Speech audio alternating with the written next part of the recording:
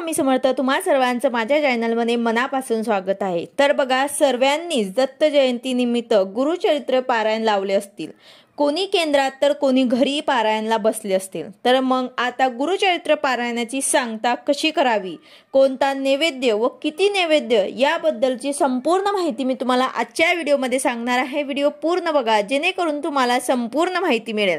जर तुम्ही चॅनलवर नवीन असाल तर चॅनलला सबस्क्राइब करायला मात्र विसरू नका आणि व्हिडिओला लाईक करायला मात्र विसरू नका। तर बघा, सर्वच गुरुचरित्र पारायणाला बसले असतील, कोणी केंद्रात बसले असतील तर कोणी घरी बसले असतील।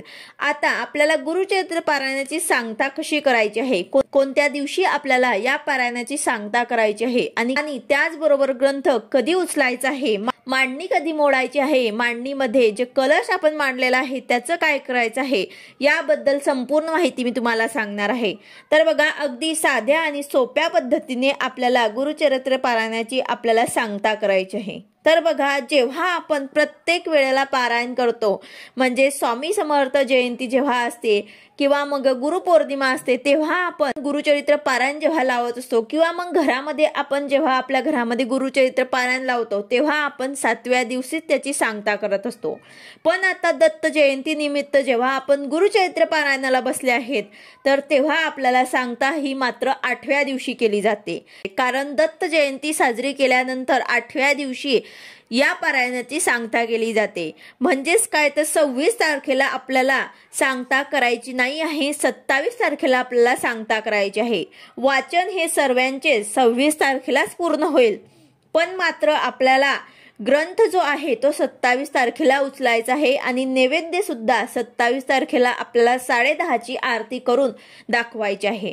तर आता नैवेद्य आपल्याला 10:30च्या आरतीच्या अगोदरच तयार करून घ्यायचा आहे। म्हणजे जो आपला स्वयंपाक असतो तो आपल्याला 10:30च्या अगोदरच तयार करून सर्वांनी 10:30ची आरती करायची आहे।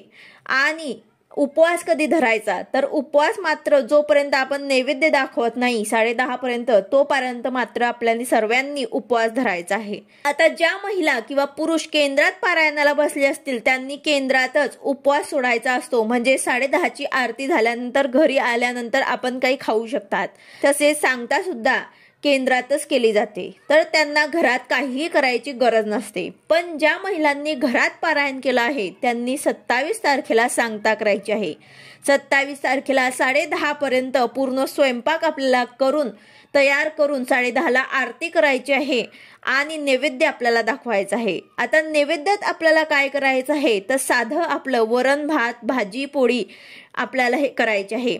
शक्यतो घेवड्याच्या शेंगांची भाजी आपल्याला करायची आहे, कारण घेवड्याची भाजी दत्त महाराजांना अतिशय प्रिय आहे, म्हणून नैवेद्याला तुम्ही हे भाजी आवर्जून करा।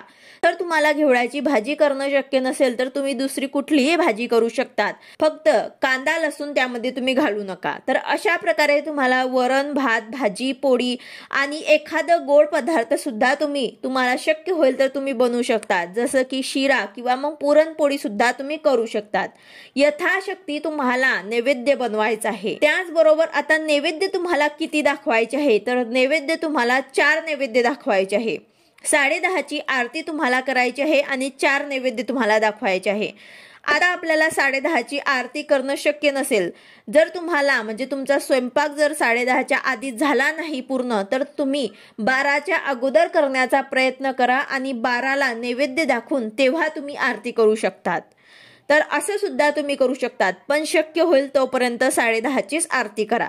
आता नैवेद्य किती दाखवायचे, तर तुम्हाला नैवेद्य 4 दाखवायचे आहे। पहिला नैवेद्य तुम्हाला दत्त महाराजांसाठी दाखवायचा आहे, दुसरा कुलदेवींसाठी, तिसरा स्वामी महाराजांसाठी आणि चौथा आपल्या ग्रंथासाठी। तर अशा प्रकारे तुम्हाला 4 नैवेद्य दाखवायचे आहे। आता ज्यांनी वेगळी मांडणी नाही केली असेल, म्हणजे देवांसमोरच देवघरासमोरच तुम्ही ग्रंथ ठेवला असेल, तर तुम्ही मात्र 2च नैवेद्य सुद्धा दाखवले तरी सुद्धा चालेल, एक ग्रंथासाठी आणि एक आपलं सर्व देवी देवतांसाठी। तर असं सुद्धा तुम्ही करू शकतात। त्याचबरोबर गाईला आणि कुत्र्याला सुद्धा तुम्हाला 2 सांडक्यांवर पूर्ण नैवेद्य दाखवायचा आहे। आता नैवेद्याचं काय करायचं, ग्रंथाला नैवेद्य तुम्ही दाखवला आहे तो तुम्हाला खायचा आहे। मला खाणं शक्य नसेल पूर्ण तर तुम्ही गाईला सुद्धा खाऊ घालू शकतात। तसेच दुसरे जे नैवेद्य आहे ते घरातल्यांनी सर्वांनी प्रसाद म्हणून सर्वांनी खायचे आहे।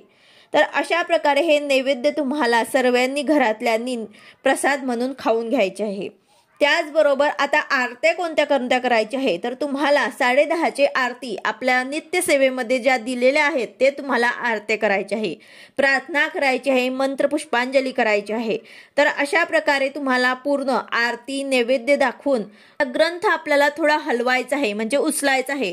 तर त्यासाठी तुम्हाला 3 वेळा हातात घेऊन स्वामी महाराजांचा जय जयकार करायचा आहे आणि त्यानंतर तुम्हाला हा ग्रंथ जो आहे तो एका स्वच्छ कापडमध्ये म्हणजे एका ब्लाउज पीसमध्ये तुम्हाला व्यवस्थित गुंडाळून ठेवायचा आहे आणि अशा ठिकाणी ठेवायचा आहे ज्या ठिकाणी आपला वारंवार हात लागणार नाही, कारण हा ग्रंथ जो आहे तो खूप पवित्र आणि 5वा वेद मानला जातो या ग्रंथाला।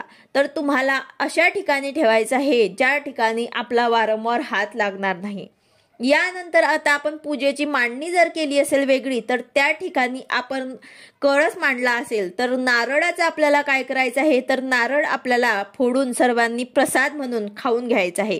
मग तुम्ही गोड पदार्थ बनवून सुद्धा तुम्ही खाऊ शकतात, फक्त याचं तिखट पदार्थामध्ये तुम्हाला वापर करायचा नाही आहे। तसेच कलशातलं जे पाणी आहे ते थोडं आपल्याला पूर्ण घरामध्ये शिंपडायचं आहे आणि बाकीचं तुम्ही तुळस सोडून दुसऱ्या कुठल्याही झाडाला तुम्ही टाकू शकतात।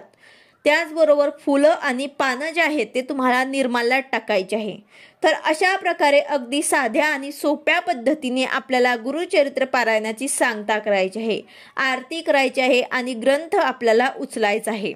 आता ही मांडणी जी आहे ते तुम्ही 27 तारखेला संध्याकाळी सुद्धा मोडू शकतात किंवा मग तेव्हा सुद्धा मोडू शकतात। तर अशा प्रकारे तुम्हाला गुरुचरित्र पारायणाची सांगता करायची आहे। तर त्याचबरोबर असं म्हटलं जातं की या दिवशी आपल्याला एक जोडप्याला किंवा मग ब्राह्मणाला जेव घालायचं असतं, पण असं ग्रंथामध्ये दिलेलं नाही आहे। तर ज्यांना शक्य होईल त्यांनीच मात्र एक जोडप्याला किंवा ब्राह्मणांना जेव घालायचं आहे, खूप चांगलं आहे। पण ज्यांना मात्र नाही मिळत असलं तर त्यांनी नाही केलं तरी सुद्धा चालेल, तुम्ही घरातल्या घरात गुरुचरित्र पारायणाची सांगता अशा साध्या आणि सोप्या पद्धतीने करू शकतात। व्हिडिओ आवडला असेल तर लाईक करा, शेअर करा, सबस्क्राईब करा। भेटूया अशाच नवीन व्हिडिओ सोबत। श्री स्वामी समर्थ।